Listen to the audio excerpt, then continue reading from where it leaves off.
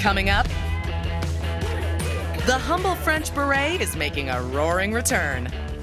Oh, the French beret reminds me of Paris. We throw on a blazer to help you rule any boardroom. We see the engagement ring for men, a luxury watch from Switzerland. You could tell the measure of a man by his watch. But first, we'll close the case on the mystery shrouding this summer's hottest look. So how do you go to the washroom when you're wearing this romper thing? This is Style Factory.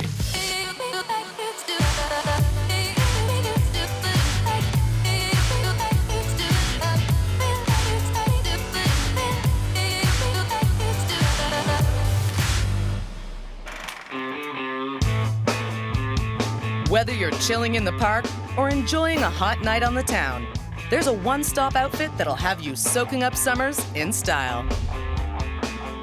The romper is a really fun and cute look. I absolutely love the romper suit. In fact, I'm wearing one today. No age limit. No. I mean, 99 to wear a romper. Why not? 110. Why not? And the romper's recent popularity can be traced right back to a certain songstress.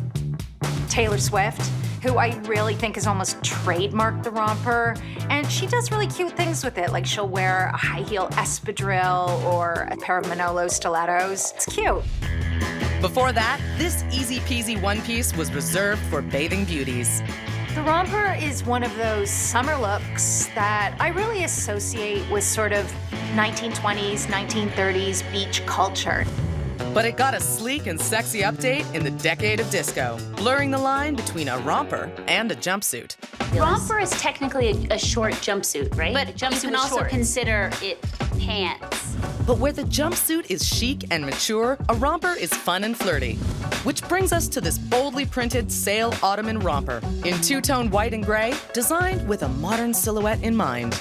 We wanted to take the concept of a romper, which sometimes can look a little bit overly sexy or a little bit pajama-ish, and make it a little bit of that feminine touch with the exposed sides. Amanda Helwani helps run her family's Montreal-based business, 20 Tees. This 250,000 square foot factory is where every aspect of their romper is brought to life. So it's called the sail ottoman romper because the pattern when creating it reminded us of sails on a sailboat. The mill's been around since 1965. It was first only a knitting mill. About 20 years later, the dyeing mill was actually added to it. Which means 20 Tees can knit and dye their own fabrics, plus design and produce their own clothes. We actually have complete control over what we're producing. We're not worried about how the fabric is going to arrive in-house. We're not worried about defaults or errors. It's a huge advantage in that you're really making sure whatever you're putting out is at its 100% best. And that control starts with good design, focused on eye-catching patterns and maximum comfort. We really want to be a wardrobe staple brand. We're not looking to be a basics brand. We really believe in being that company that you're looking through your closet and that's the first thing you want to grab. So there's Too fallish. Yeah, I agree. It's too heavy and there's a big repeat. Yeah. I think that the #1 place where we find our inspiration is actually within our fabrics. I like that. These are a little bit too like pattern. I feel like this has more abstract in it. Okay. Love it. You don't have to pair with anything because the fabric is so fun. This fabric really speaks for itself.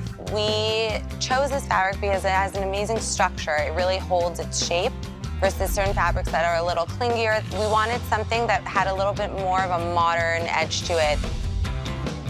Oh yeah, bold everything. Bold prints, bold colors, bold shoes, bold accessories. Go bold. Go bold or go home.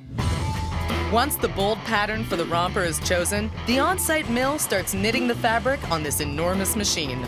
This is a jacquard fabric that's created on a jacquard machine. The jacquard machine knits the pattern directly into the fabric versus printing or sewing it on later. The machine's needle bed is round, which means the fabric is knit in a circular motion, increasing pattern variety and complexity.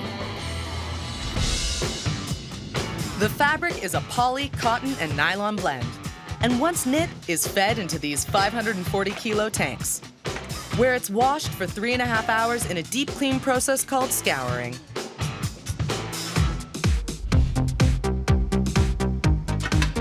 When the clean fabric is dry and ready to roll, Giuseppe here cuts each of the romper's pieces with an electric saw, bundling them for assembly. That's where Diana can get to work sewing the romper, starting with the shorts. Then comes the black waistband, and the top is sewn together and attached. An on-trend black elastic fabric called a bandeau is sewn in last, designed to either cover a bra strap or conceal overexposure for the braless. Either way, this is a thoroughly modern romper for the ages. But there are some things that never change. So how do you go to the washroom when you're wearing this romper, Zane? Unfortunately, you do have to take off the whole garment when going to the bathroom. It's not a good idea. It's a situation. And I always seem to be wearing them during, music festivals because it's kind of like the optimal time to be wearing a romper. Better make sure the bathroom door is locked. It's hard to dispute France's influence on the world. Croissant, chocolate croissant, The baguette, the cheese, the wine, Eiffel Tower, Frenchmen, French fries, and the beret. Oh, the French beret reminds me of Paris. Ah, the beret, France's most distinct fashion piece. I mean, the beret. You think of, say, Gigi, Audrey Hepburn in Funny Face wearing a beret. I mean, it really is that hat that typifies Paris. Picasso was wearing this beret, Che Guevara was wearing this beret. It's the beret you imagine when you see the French guy. Right. Him and Samuel L. Jackson. Anyway, Rosabelle Forzi is the CEO of Lolaire, a company that's been making the famous hats in the French town of Oloron-Saint-Marie since 1840. They're one of the oldest beret makers in the world. The classic hats are a simple circular shape, made from a single sheet of felted black wool, reinforced with a leather band around the inside edge. I actually buy berets almost in bulk. They're really, really functional, warm, and they look really good on your head. The Lolaire berets are, just like in 1840, knitted from locally sourced 100% merino wool. Like all wool, the fabric has some antibacterial properties that can reduce odors and keep the fabric fresh. Each beret is knit by this automatic knitting machine in about 8 minutes, and they're all left with the beret's signature thingy on top. It's called a cabillaud. It's specific on the beret. You can perhaps see it there. Cabillaud means small tail, by the way. Knitting individual hat templates ensures a seamless edge, and the large discs are then loaded into tumblers for a hot water bath. This is called felting, and it's crucial for resizing the big circles. The beret is this size and it's gonna go this size. It's exactly when you put your sweater on your washing machine and like you put it on temperature like too much. So your sweater is gonna be smaller and more dense. Additionally, the denser wool fibers are now more waterproof, a critical feature for the beret's French and foreign military wearers. JFK was actually instrumental in pushing for the use of the green beret in Special Forces units. The Special Forces troopers actually wore the green beret as a mark of respect at his funeral. Today's batch is black, so the wool white berets are dyed in the dye bath for about an hour. Then take another few hours to dry naturally. The next step is surprisingly cloak and dagger, as the dry berets are shaped using top secret technology. Then they're placed on this brushy drum, which scuffs up the wool to give the fabric more body and a nice soft texture. The one thing to consider when buying a beret is the style of wool. You don't want something scratchy because it can be very scratchy on your forehead. So you want to go with something that's kind of soft wool.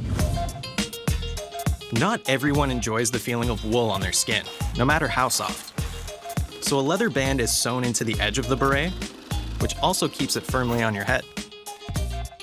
If there is some wind, no problem. If there is some rain, no problem. You keep it and it's on your head. And in case you were wondering, there's no wrong way to wear a beret. But one way is more right than others. Put it like that, it's sure it's gonna switch you. that's the right way to wear it. You don't want to have it like just on top of your head. But personally, I like the whole high-waisted jeans beret with a little bandana tied around your neck and a pair of, like, clogs. Trishy. Oh, drop the mic. Boom. Classic, iconic, powerful. Nothing says confident style like a woman in a blazer. You know, a blazer is one of those things that every woman should have in their wardrobe. There's a thing when you put a suit jacket that, I don't know, you can run the world. That feeling keeps the blazer in high rotation with some of the most badass career women, both real and fictional. Hands down, one of my favorite career women is Robin Wright in House of Cards. She wears a lot of blazers and she wears them really well. I've been obsessed with Ellen for so many years. She always rocks a suit jacket and she owns it. The cool thing about Ellen is that she doesn't give a f. Find the right blazer and neither will you.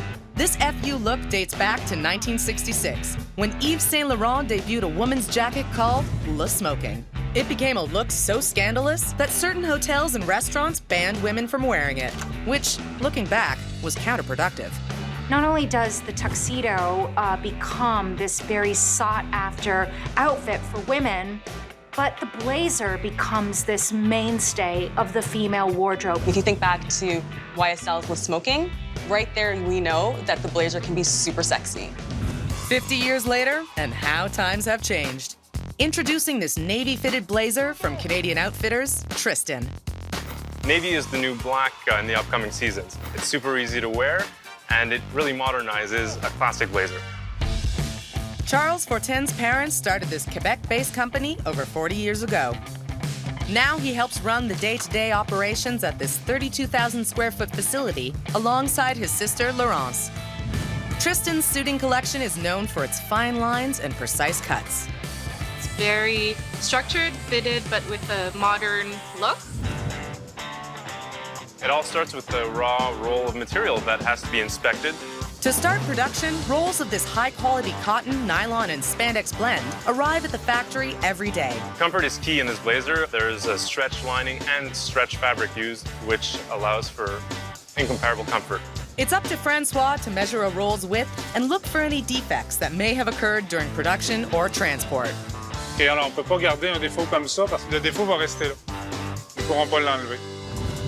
The fabric is transferred to a sponging machine, where it's treated to an intense amount of steam to check its reaction to high levels of heat and moisture. Sponging is a key element in production because it pre-shrinks the fabric.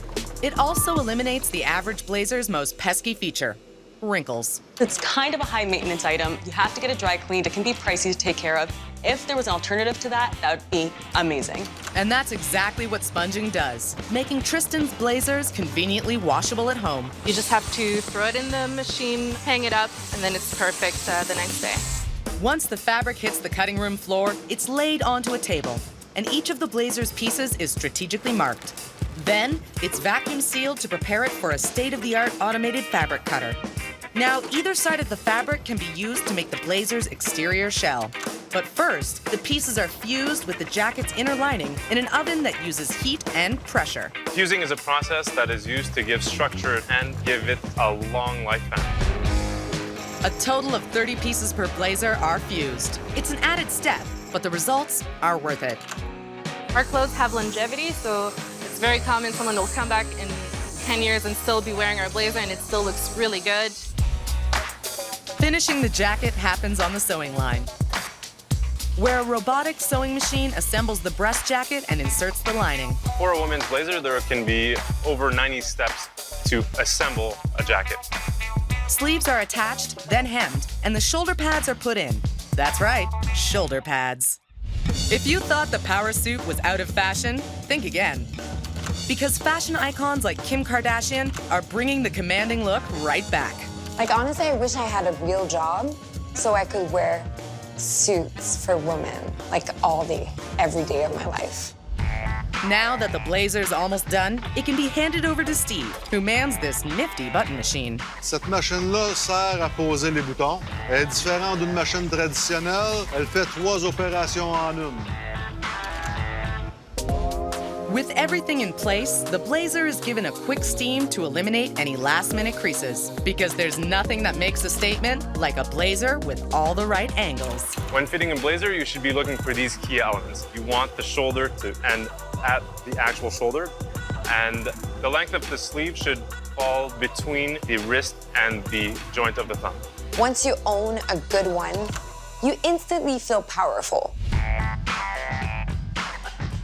When it comes to marking the passage of time, the most stylish accessory is the luxury wristwatch.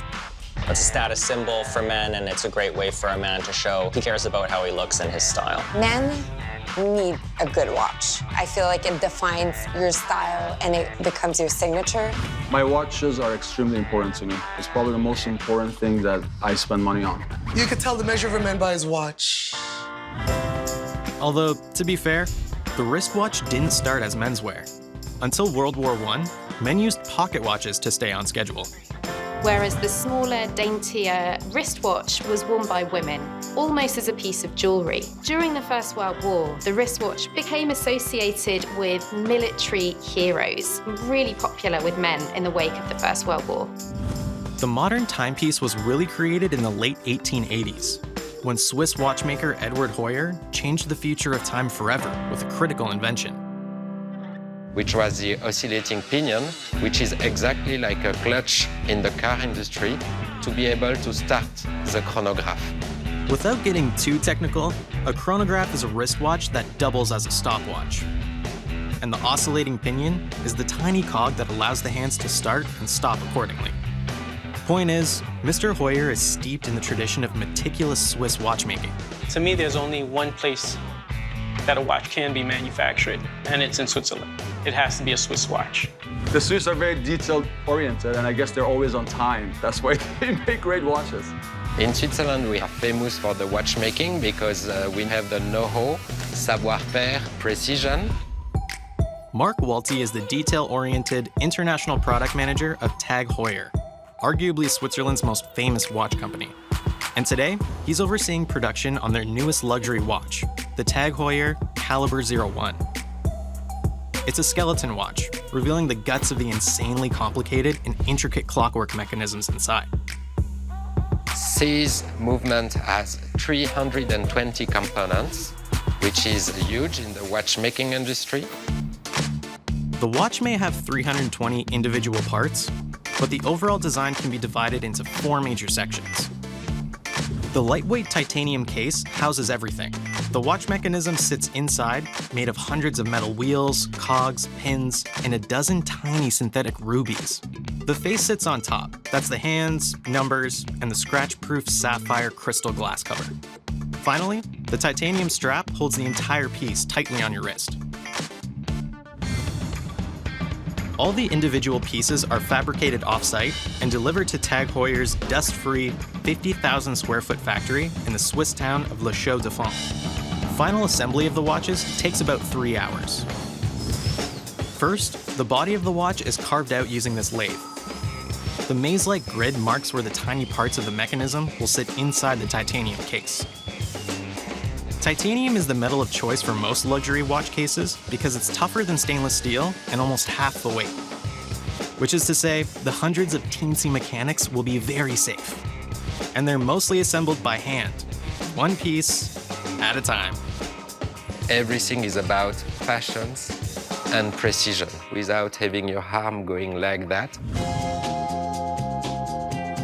With steady hands, all those tiny wheels, cogs, hammers, and other mechanics are delicately placed. Jewelers' monocles are worn so the watchmakers can actually see what they're doing. But one step is so hard to see, a specially designed robotic hand comes into play.